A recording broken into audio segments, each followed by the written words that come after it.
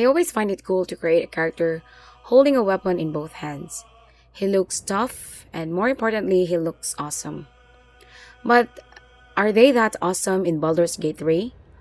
Or are they a suboptimal build compared to characters that wield two-handed weapons or swords and shields? Hello guys, Genuine here of Genuine Gaming, and here is my beginner's guide to two-weapon fighting in Baldur's Gate 3.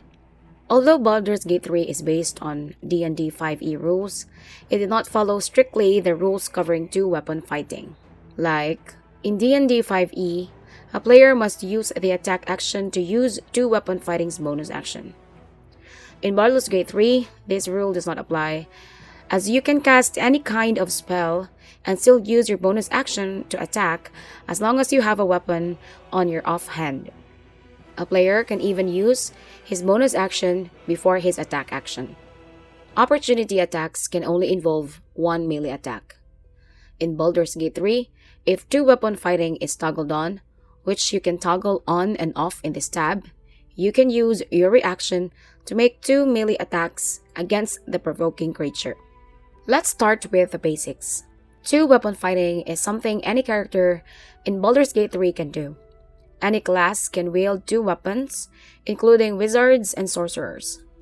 The rules are pretty simple. You can attack with your offhand weapon using your bonus action. In making an attack roll with your offhand weapon, you are to add your ability modifiers to your attack rolls, but not to your damage rolls. You are only allowed to wield light weapons for two-weapon fighting. These weapons are short sword, scimitar, hand axe, dagger, light hammer, sickle, and glove.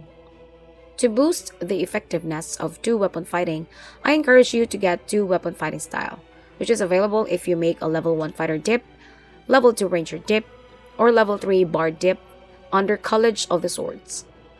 Two-weapon fighting style allows you to add your ability modifier to the damage of your offhand attack. I discourage you from getting dual wielder feat, especially if your character is built based on dexterity.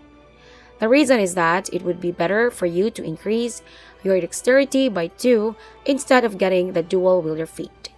Dual wielder feat gives your character a +1 AC while wielding two weapons to compensate for not wearing a shield. Increasing your dexterity by 2 would mean you increase your AC if you're not limited to the armor you wear like light armor, and at the same time, your increase in dexterity would also enhance your attack and damage rolls. I would recommend getting the dual wielder feat if there are outstanding weapons in the game that you would want to dual wield, and it is necessary to have the dual wielder feat because one of the weapons is not a light weapon. To be able to get a feat is very rare in Baldur's Gate 3. At most, you only get 4 feats if you are playing a pure fighter or a pure rogue. But for most of your playthrough, you only get 2 or 3 feats if you multiclass. 2 feats are needed to max out your most important ability through ability score increase feat. And that would mean you only have 1 feat to spend, and there are a lot better feats than dual wielder like Sentinel and Resilient. The huge benefit of two-weapon fighting is to be able to deal damage twice in one turn. This is great for abilities that trigger each time you hit like Rage Damage, Divine Smite, Hex, and Hunter's Mark. The drawback is that you are to give up +2 AC from wearing a shield and to have a bigger damage die with heavy weapons. For some classes, your bonus action is a vital resource that you can't reliably use for that extra swing. Some abilities also use bonus action like Flurry of Blows.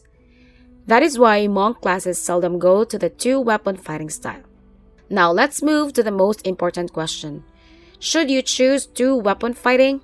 Melee characters who forgo a shield get to pick a two-handed weapon that tends to have a damage die from 1d10 to 2d6. However, not all classes are proficient in using two-handed weapons, so instead they focus on dexterity. In general, dexterity-based characters will get the most out of two-weapon fighting as they use light and finesse weapons. Light and finesse weapons deal smaller damage compared to those two-handed weapons. The highest damage finesse weapon, the rapier, is only 1d8. The trade-off to use a 1d6 weapon is so minimal, and to increase such damage is to use the bonus action attack by wielding a second weapon.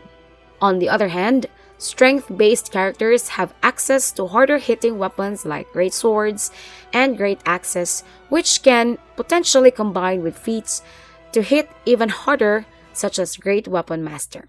This makes it a more difficult choice if all you're using to decide is the damage potential. So when do you use two-weapon fighting? The value of the offhand attack comes not in its base weapon damage, but in its ability to increase the chance of you getting another hit per turn. There are many valuable damage-dealing abilities contingent on a hit, regardless of whether that hit is an action or a bonus action. These abilities include Ranger's Hunter's Mark, Paladin's Divine Smite, Barbarian's Rage Damage, Rogue's Snake Attack, and Warlock's Hex. Ranger's Hunter's Mark. This would allow the Ranger to mark a creature to deal an additional 1d6 damage whenever you hit it with a weapon attack. If the target dies before the spell ends, you can mark a new creature without expanding a spell slot. Although the Ranger would need their first turn bonus action for the Hunter's Mark, after that they don't need their bonus action much and can use it for extra swings that also deal extra damage because of Hunter's Mark. Another good thing about Rangers wielding two weapons is that they have access to two-weapon fighting style at level 2. It may look awkward for a Paladin to wield two weapons at the same time, but they can deal more damage doing so. Divine Smite lets the Paladin deal an additional 1d8 radiant damage at every hit. The downside of this, of course, is that you expend a spell slot every time you use it. Paladins don't have access to two-weapon fighting style. Barbarians Rage Damage. Barbarians deal extra damage while raging. They gain +2 between levels 1 to 8 and +3 between 9 to 12. The bonus is not that much, but it is good enough to fix bonus per hit. Barbarians do not have access to the two-weapon fighting style. Rogue's Snake Attack. Rogues deal an additional 1d6 damage to an enemy you have an advantage against. This increases by 1d6 for every 2 rogue levels above first. So levels 1 to 2, rogues have 1d6 of sneak attack damage. In levels 3 to 4, they have 2d6. In levels 5 to 6, they have 3d6, and so on and so forth. Sneak attack damage may not apply at every hit because it can only trigger once per turn. However, having an extra attack on your bonus action gives you more chance of being able to apply the damage to an enemy. Warlock's Hex. Hex curses a creature, making Warlock's attack deal an additional 1d6 necrotic damage. It applies more or less like Ranger's Hunter's Mark. But sad to say, Warlocks do not have access to two-weapon fighting style. Having mentioned those abilities, those are the classes that benefit greatly from a weapon fighting build. Classes that do not have access to such a fighting style can dip to 1 level of fighter or 2 levels of ranger. Dipping to 2 levels of ranger will also give you access to Hunter's Mark spell of the ranger. If ever you go on and use this route, I would also suggest thinking about dipping to 3 levels of rogue with thief subclass, as this class would give you an extra bonus action.